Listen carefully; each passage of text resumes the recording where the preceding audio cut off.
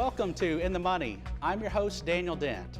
Over the last 20 years, I've worked with families and businesses, helping them become financially savvy, and now I'm going to do the same for you.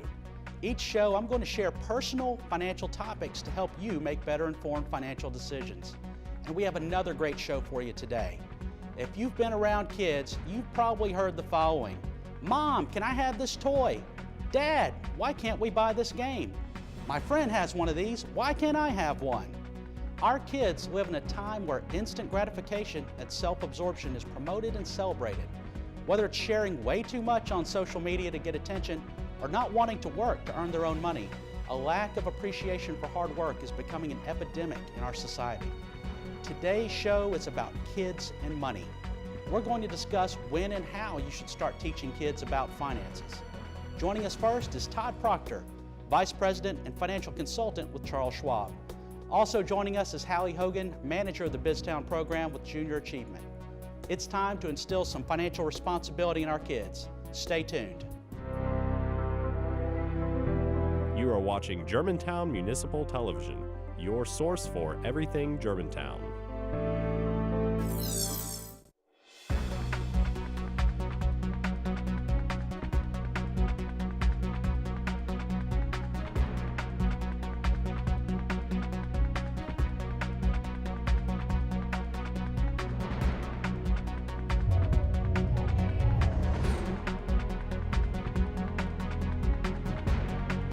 Today we're discussing kids and money. Joining us first is Todd Proctor, Vice President and Financial Consultant with Charles Schwab. Todd, thanks for coming on today. Welcome. Thanks, Daniel. Appreciate you having me. Right, before we get started, I know a lot of people in the community know who you are, but tell us a little bit about yourself and what you do. Okay.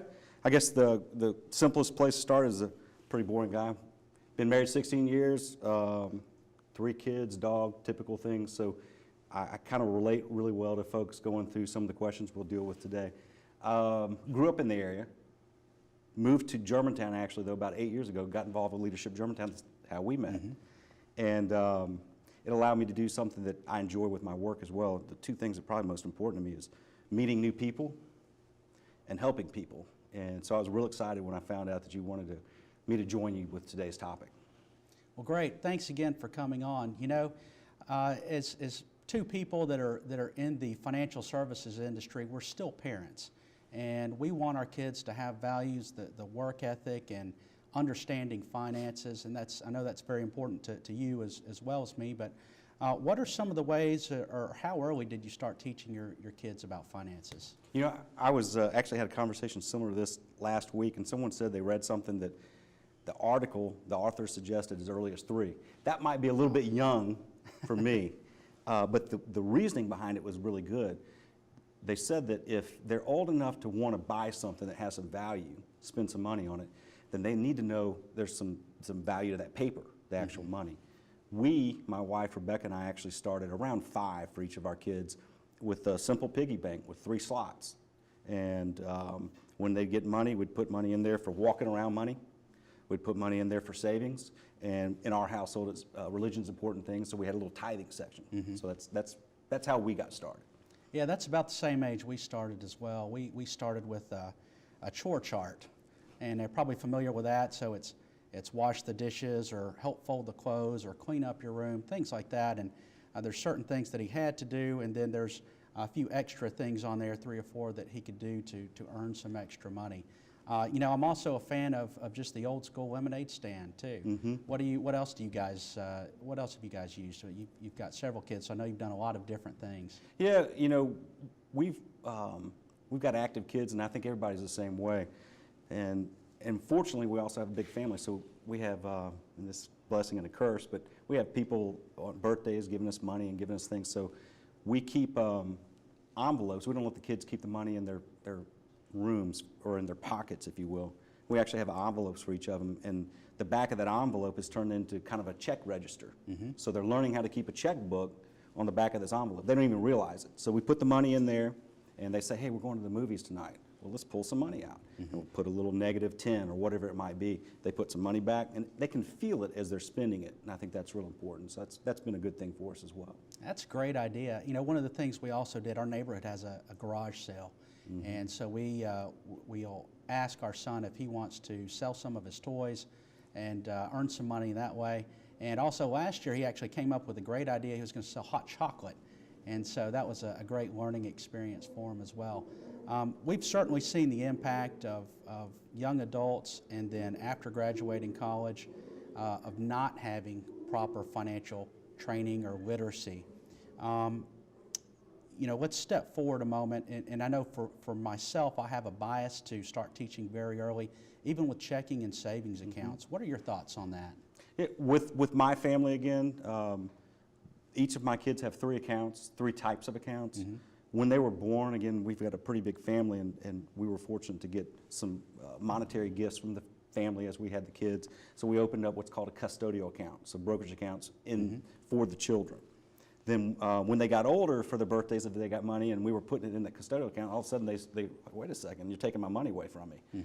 So we opened up savings accounts. We actually went into the bank, opened up the accounts so they could see that, so they were putting money in the savings account. And the third one's a 529 plan, which you're familiar with is savings for college. And Rebecca and I put money in that systematically each month. So those are the 3, and one started at birth. The other one should have, which is the college one, but it didn't start till later. And then the savings really was when they started recognizing that we're taking money from them and putting it someplace they didn't know where it was. Which brings up another good point. We're very open with our kids. They see all of those accounts. They know the balances, they know how the brokerage account's invested, and it generates interest in what we're doing, and we get some good questions from them. Let's talk about something that's a little more controversial coming out of the banking world. When to start your son or daughter with a checking account? I know you have, your daughter, I believe, is a little bit older. What are your thoughts on that? Yeah, so Mitch is the oldest. He's my son, and he has started doing these camps that are traveling. And we didn't open up checking accounts, but we're doing these debit cards. I guess they're really gift cards, honestly. And that's how we're getting started. We haven't done a checkbook yet with him. We still do the envelope and the savings account. And he starts at Houston High School next year.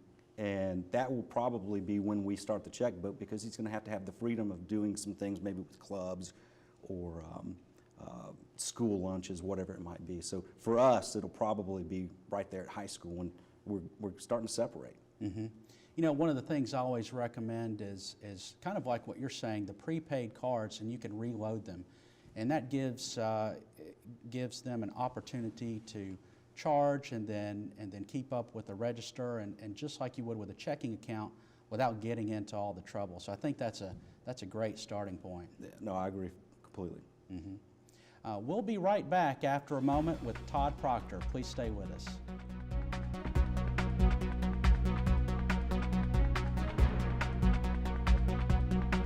I'm Germantown Mayor Mike Palazzolo. And I'm Germantown Alderman Forrest Owens.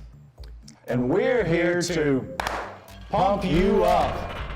Germantown has been selected as a pilot in a new statewide initiative called Healthier Tennessee. We invite you to join us and make Germantown a healthier place. The first step towards success is simple. You just download the app. It's called Streaks for Small Starts. The app allows you to track the healthy choices you make every day, like drinking water, eating fruit, and getting exercise. Might even get you on your bike. You'll see the small steps you take every day add up to big changes over time. And you will be pumped up like us, or at least on your way to a healthier lifestyle. Which planet are we living on? Earth, right here. What do you think it would be like to teach? We're all a part of our... Chances are, you have no idea. We're gonna turn on the lights and everybody look up. Teachers today are breaking down obstacles, finding innovative ways to instill old lessons, proving that greatness can be found in everyday places, and that you don't need to be famous to be unforgettable. That's what it's like to teach.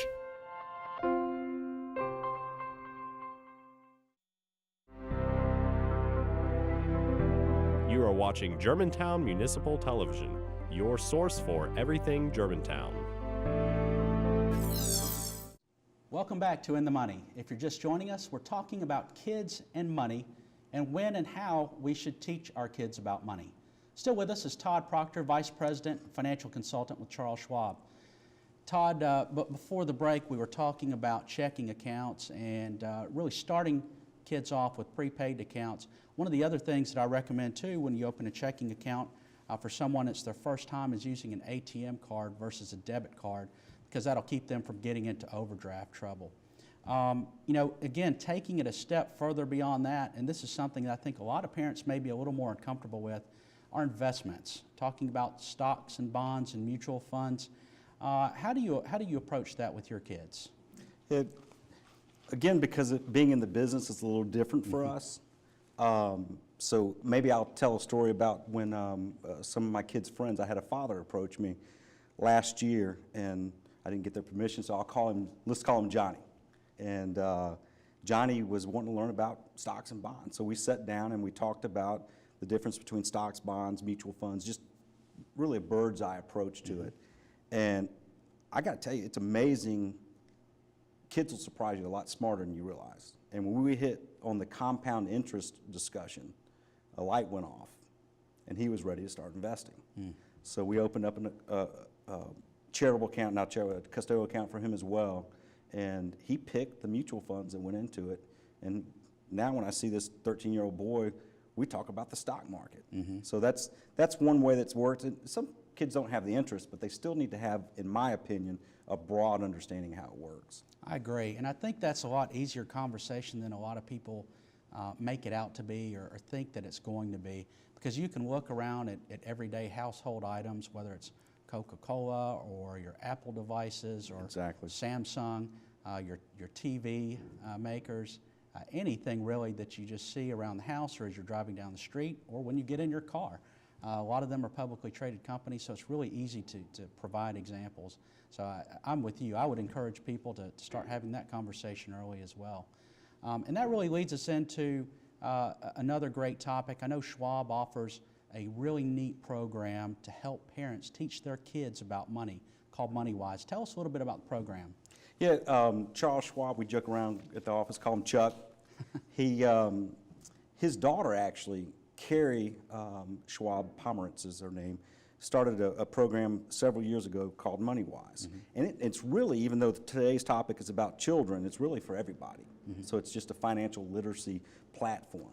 And what the kids portion does is it gives parents that aren't comfortable with it a track to run on, if you will.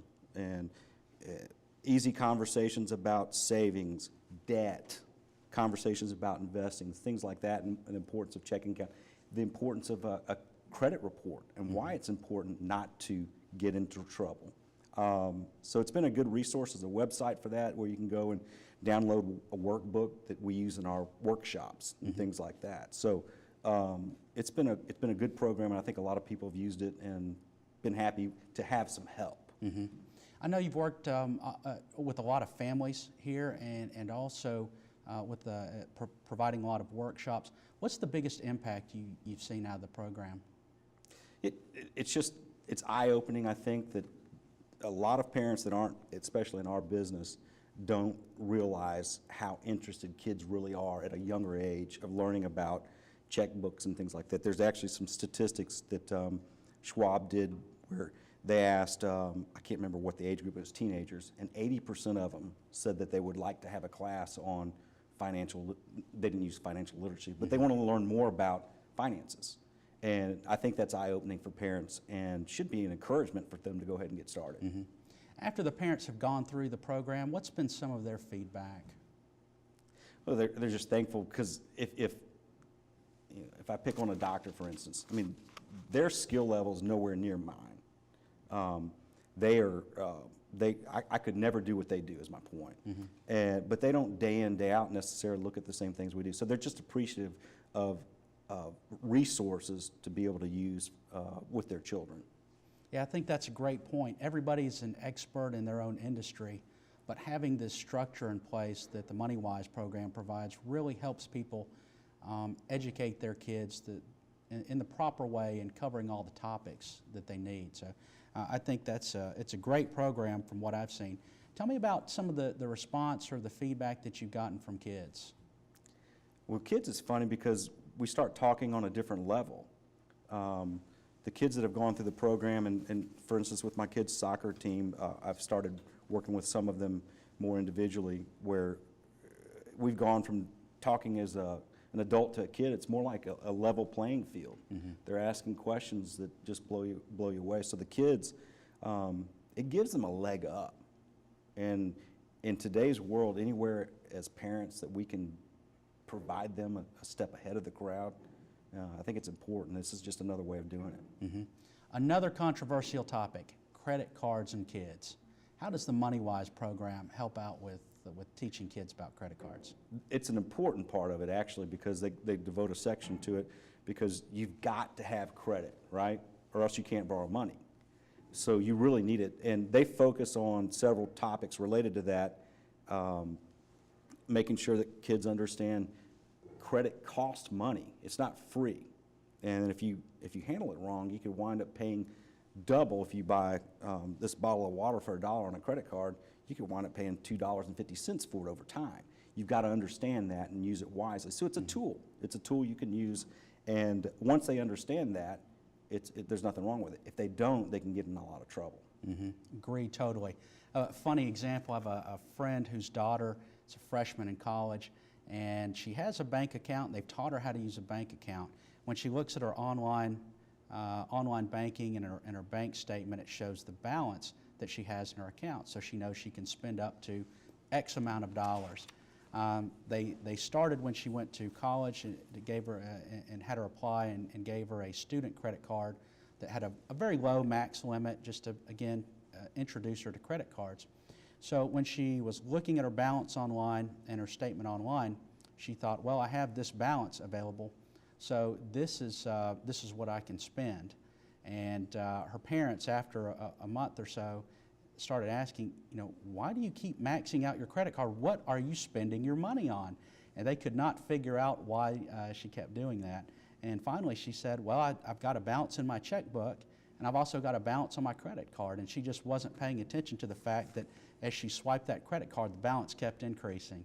So not her fault by any means, but I think, as you've stated, it's very important to teach our kids about the differences in different financial products. But kind of a funny story, but it illustrates the importance of the basics. Tell us more about, I think in the workbook there was talked about risk reward and a mock portfolio from a stock standpoint. Can you provide a little more light around that? Yeah, and using little Johnny again as an example, we took a spreadsheet basically and built a mock portfolio and tracked that historically. And it fleshes out the ideas for them.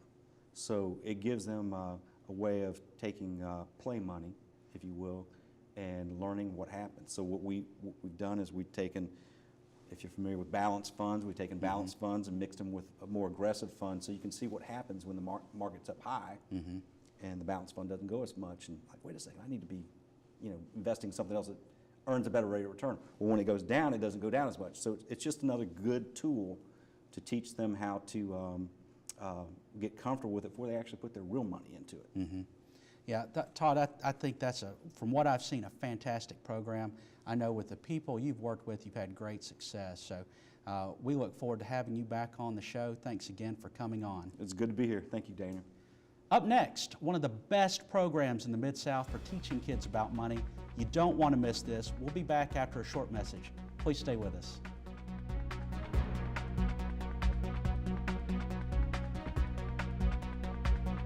So who's going to do what? I'll pack the dead batteries. Great.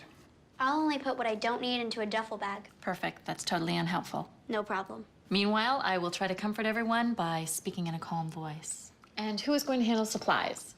I can forget to do a list for us. Thanks, pal. We couldn't be any less prepared. I'm proud of you guys. Talk to your kids about who to call, where to meet, what to pack. Visit ready.gov/kids for tips and information. Pretty much a good day for me would be people leaving their hands off of me. I'm always called names. Everywhere that I go, there's always someone calling me names, calling me gay. I've been choked, thrown up against a wall, punched. Nobody's ever tried to help me.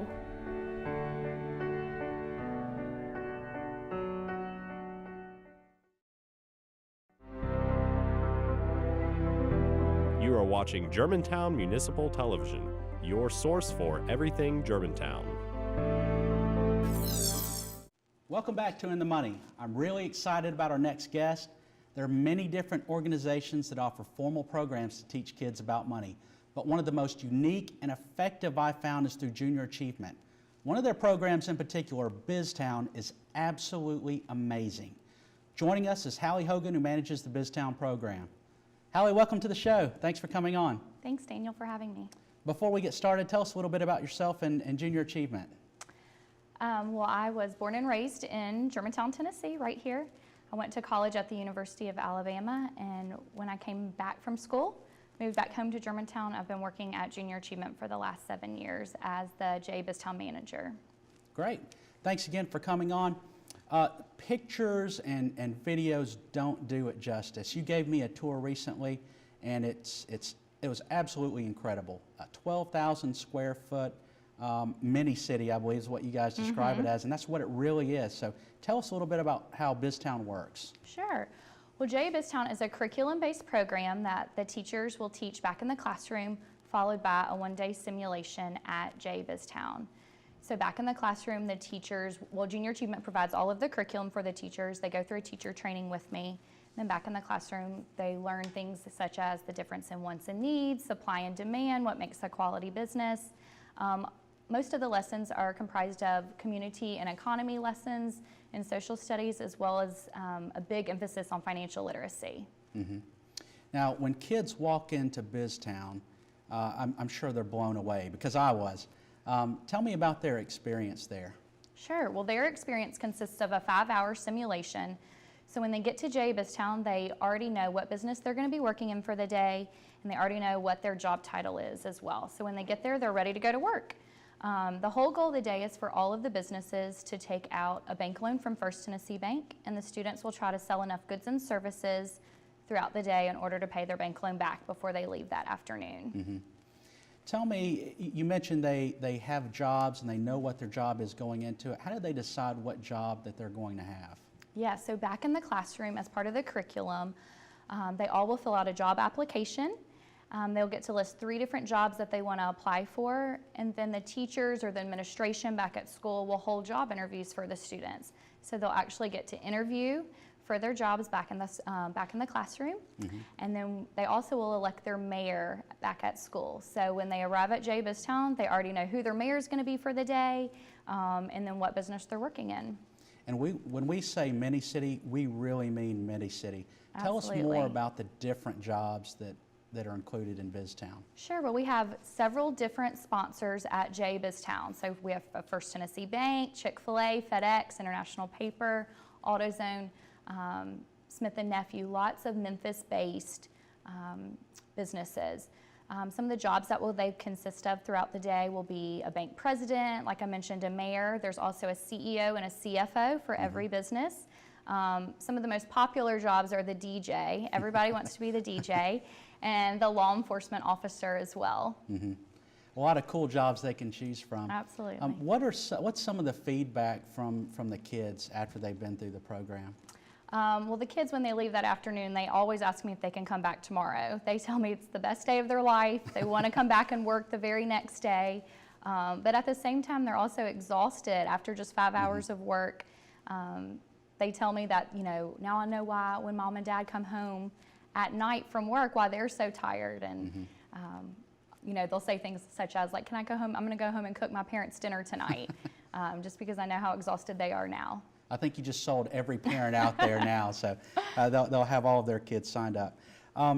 Tell me, how many kids do you have going through Biztown each year? Sure. We usually have about 5,000 a year that will go through the Biztown program, but we actually could serve, thousands more. Junior Achievement in Memphis, we serve West Tennessee, Eastern Arkansas, and North Mississippi. So there's over 20 different counties that we service in this area. Okay. What public schools here in Germantown and what private schools are part of the program today? Sure, yeah. We work with lots of different schools in the area. For the last 7 years, actually, Farmington Elementary has been kind of like our top school in Germantown. They've been involved for the last 7 years, and actually longer than that. Before I even arrived at J. Biztown, they were always involved. And then we do a lot of our in-school programs with some of the other private schools and county schools out here in Germantown as well. Okay. What's some of the feedback that parents have given you guys? I know it's been great. Yeah, absolutely. Some of the feedback from the parents and the teachers as well. Usually when the teachers leave that afternoon, they're already signing their school up and their class up for the following year. Mm-hmm. So typically the schools, we fill up about a year in advance. They just see the value in the program, and we actually have over a 90% retention rate with the schools. So very rarely do we lose a school once they're already involved in the J. Biztown program. Mm-hmm. And then the parents actually are very excited that we offer this program to the students and to the schools.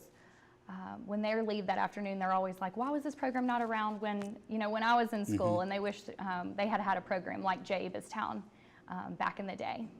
This is one of the best programs I've seen. I've said that numerous times, because the kids retain the learning. It's very experiential teaching method, and I think that's fantastic. What's the biggest impact you've seen out of this program? Well, one of my favorite things is just to be able to kind of see the light bulb come on for the students throughout the day while they're at J. Biztown. They've gone through all of this curriculum and several weeks of work back in the classroom, but to be able to connect the dots between in-classroom learning and a hands-on simulation, and to actually be able to see that light bulb come on, like I mentioned, is just fascinating. Mm-hmm. This is, again, this is just one of the coolest programs that I've seen. If somebody wants to volunteer or help with junior achievement, what do they need to do? Sure. Well, they can visit our website, jamemphis.org. We have lots of volunteer opportunities and definitely ways just to contribute. Just $30 a student. Just $30 will send a student through the J. Biztown program. That will include all of their fees and all of their curriculum as well. And about $2,800 to $3,000 will send an entire grade level through the J. Biztown program for that year. Yeah, again, I think one of the biggest measures of success when it comes to any program with teaching kids is how much they're able to retain after they leave. And with what I've seen, you guys have just absolutely hit a home run. So congratulations. Thank you so much. Thank you for doing the work that you're doing, and thank you again for coming on the show. Thanks, Daniel. Thanks for having me. It's best to start teaching kids as early as possible, and it needs to continue through their teenage years and beyond. The earlier, the better. Whether it's picking up their toys and getting a piece of candy or prize, earning their allowance, or any number of other creative ways, getting them involved early helps them develop an appreciation and understanding for the value of working hard for what they want. That's all the time we have today. Thanks to our guests, and thank you for watching. If you'd like to see more shows, follow us on YouTube or Facebook at Germantown Municipal Television. You can also visit our website at www.gmtvonline.org. And remember, each person's financial situation is unique. Before making any decisions, speak to a financial professional to see if our discussions today are in your best interest. We'll see you next month. I'm Daniel Dent, and now you are in the money.